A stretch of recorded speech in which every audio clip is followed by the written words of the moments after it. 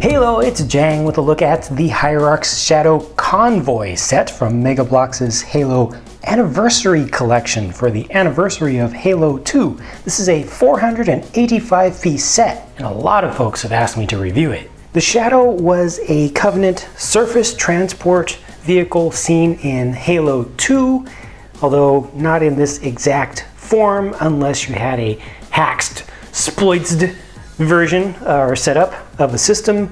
This one right here is set up as a troop transport. What you saw in the normal campaign was the vehicle transport form, and thankfully this one can actually transform into that form. We'll look at that in a minute. But you know, as it is with no figures on this whatsoever, especially in troop transport form here, it just doesn't look very interesting. It kind of looks like a iridescent purple piece of driftwood to me, so let me put some figures on it. Yeah, that definitely had a positive impact on the look of this thing. So there you can see how the troops get attached to the sides. Now, they have little pins, these little pin pieces to hold normal figures in, ones that have holes on their backs. However, the jackals that are included here do not have those holes, and they need the pins to be removed. And let me show you the other side so you can see exactly what I'm talking about here. 3 different pins that are just pre-assembled. Well, it's part of the assembly process. If you want to carry any jackals, I recommend that you don't insert these to begin with, because they can be very difficult to remove once they get in there, and you don't want to have those in spots where you want to hold jackals. But if you've just got elites or brutes or anybody who has holes on the backs of the mold of the torso of the figure, then you can just push those on directly, and they kind of look like they're sitting there with their feet dangling off, which I think works just fine. You've got stairs basically going up the back, plenty of room up here on this upper level to the thing. You can put more figures up there if you have additional ones. You can have a whole fight between 2 figures up there, and then you've got one who can be manning the plasma turret up at the front, and you also put one inside of the cockpit. Now, you know, he's the driver. Now, one of the really distinguishing features of the Shadow was the design of its cockpit in game. It was really open on the sides. You could completely see and thus shoot the driver. That's not really accomplished here with this design. I think it looks good, but just really misses out on something that was key to the look of the Shadow. These ends were also rounded in game. To me, there's a lot of things that are off about this. You've got a couple of different colors here with open studs, hollow studs on the top, a lot of open studs. I'm actually okay with these, but just doesn't quite have a finished feeling to me. Another thing that was very key to just the aesthetic design of the Shadow in game was the plasma turret itself, which was actually a pod, a floating, you know, kind of levitating round pod that the driver would, or the operator would sit in, and that whole thing would rotate around. That's not covered here at all. They don't have that at all. It really feels like they kind of cheaped out on the parts for that, because it's an interesting use of parts to get the 3 barrels there. I think that the in-game version would actually have this reversed, so the single barrel is up on the top, the opposite of the shade turrets of its day, just in its orientation. But this is really a letdown for me, just the look of that thing. You're able to turn it up and down, and you can also rotate it around. Let me take this guy off right now. You can rotate it around. You can kind of bring it down lower. You can come around to the side, bring it down, completely hide it away inside of there, or you can just raise it up and have it a little bit lower towards the front. The way the parts work, they don't quite line up straight, so it's always a little bit awkward with its angle. I guess you don't really see that very well here, but I just don't like how the turret worked out. Now, I mentioned that the version in Halo 2 itself of the Shadow was a vehicle transporter, and indeed it just, oops, I think I just lost a hand. That's okay, I'll get that back. Indeed, it would hold a ghost, a single ghost. And they made this set here compatible with the most recent Ghost versions, the last 2 ghosts that were released from Mega Bloks. You just have to take off, so this is not included with the set, but they do include this little adapter assembly which you use with your own ghost that you've purchased separately. And this is actually going to be the first time I've done this. Take all this out for holding the folks, the troop transport kind of portion of it. Take that out and cross my fingers. This should be able to just go in there. Yes! Perfect. First time. And it works just fine. Doesn't feel like that's going to fall out. Feels like it's sturdy enough. It's in the perfect place. That's exactly how that should be per the in-game look of the thing. The color scheme obviously goes together perfectly. That is well done. I usually cover all figures together at the same time in my review videos, but in this case with this set, the figures deserve more. First of all, you've got the Prophet of Truth here, a brand new figure with his chair, his mobility device there. That chair, that build of that thing is so brilliant. It is excellent. It is absolutely phenomenal the way that is built. I believe there is one new piece, well, two, including the kind of crown detail back here, but also this purple piece right here up at the top, I believe, is new. All the others are existing pieces. It just goes together so well. It's something where you have to build it, and it makes so much sense when you put it together.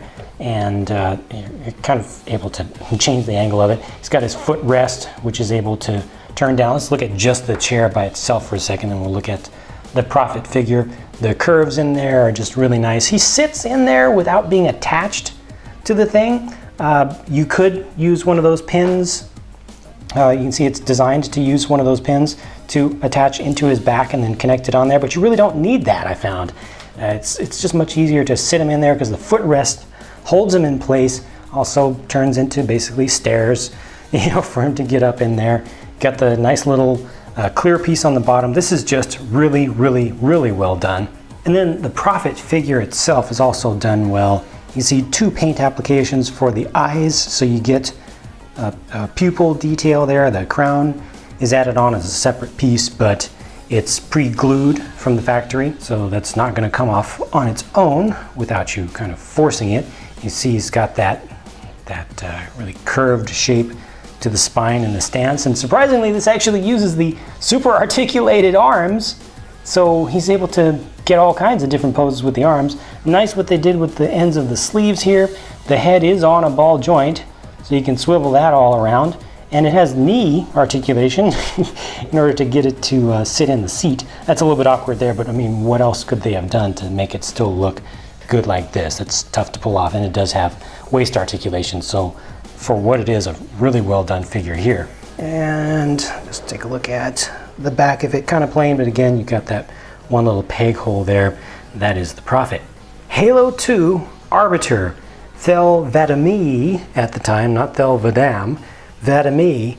This is a beautiful, beautiful figure. Same molds as before. That surprised me a little bit that they actually continue to use those, but I guess, leave well enough alone. But the color scheme is what's phenomenal about this to me, because all the little details, all the little lines, it just has that iridescence to it. You can almost just feel energy flowing through it, and they especially captured the lines around the head and the crest really well. That's really important that they pulled that part off. And just really quickly looking at him next to the previous Arbiter figures that they've given us before, there you can clearly see all the same molds, but very different looks to them.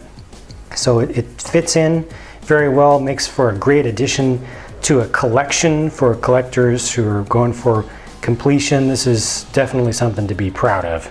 Sangili Honor Guardsmen in the crimson dark red color, 3 of them included in this set, and they do include the energy staves for all 3 of them. These are also very well detailed figures. You can see just some of the fine lines that are included that are printed or painted in, actually molded as well. And these are highly collectible figures. We've only had Honor Guards twice before. We have had red Honor Guards before, but it was just one single one that was included with a little troop building pack. So look at them all from the back. And interestingly enough, these are not identical to the previous Crimson Honor Guard figure. I've got one of those right here, and the difference is mostly in the head.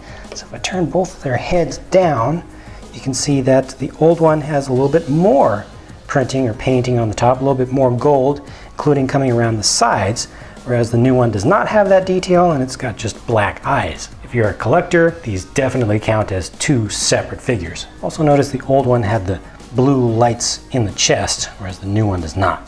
If God is love, then call me Cupid. Sergeant Avery frickin' Johnson at last.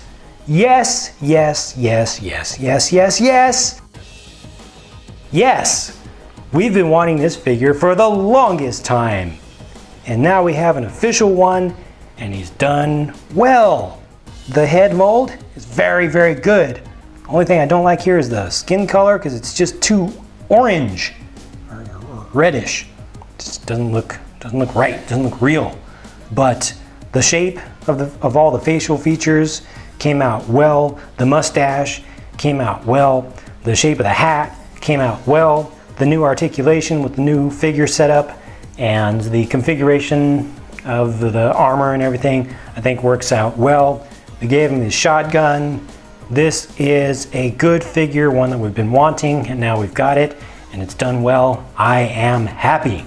They also threw in a couple of generic Marines with the same setup for their armor, and these two have the same molds, but this is something that Mega Bloks has done before. They give you two different skin tones here, and I really appreciate the fact that they're not going for the typical North American, well, there are white people in the world, and then at some point, oh, guess what, there are black people too. Well, they do other skin tones, so here they've got a pretty generic Caucasian kind of skin tone here, and went for something darker here. I appreciate that because there are people of all different colors around the world, and they all play with the toys, and different people can identify with different things. It's just good to have real diversity in toys and not just forced stuff, so this is good.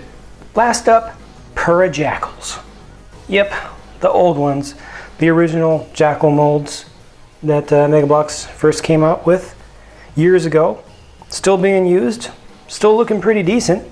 They also use that kind of iridescent bluish color for most of the parts here, except for the arms and the head, and everything else is painted on. Still got well done eyes and the tongue and the teeth. That's all very nice.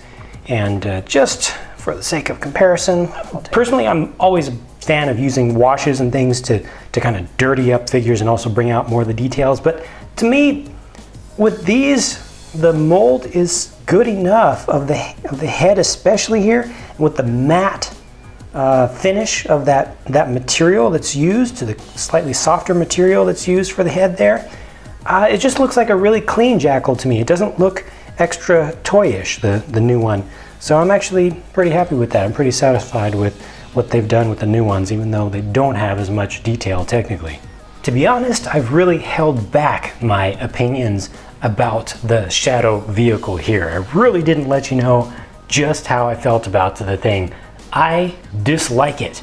I didn't like the vehicle that much in game, though it had a really cool, really powerful defense turret. Just the design of the thing, kind of meh to me. I think that Mega Bloks did not do a good job of capturing the key elements, the key design features of it, the most interesting things of it. So as a model to look at on display, really don't think it worked out well at all. Play-wise, it's very good. It has all the play features that you could ask for. Works great as a troop transport, works great for attack, integrates well with the Ghost set, the last couple of Ghosts that they've made. So that's all good. I just don't like the look. I don't agree with the aesthetic design choices that were made with pieces at all. All that said, this set to me is worth it for the figures. They just keep coming up with better and better assortments of figures included with sets. And at this rate, I mean, by the time next year's lineup comes around, I don't know how they're going to top 2014. It's just great stuff. all throughout here. Just not great stuff all throughout here. But those are just my thoughts. I'm not going to change my thoughts, but I do welcome dissenting opinions or folks who agree. Whatever you think about this set and its components, please let that be known in the comment section. You can disagree with me completely 100% on everything I said. That's all good, as long as you're respectful about it. So let your comments be heard. Thank you so much for taking the time to watch this video. I hope that it was informative and or entertaining for you, and I hope that you'll come back for more, because more videos from me are always on the way. Talk to you soon.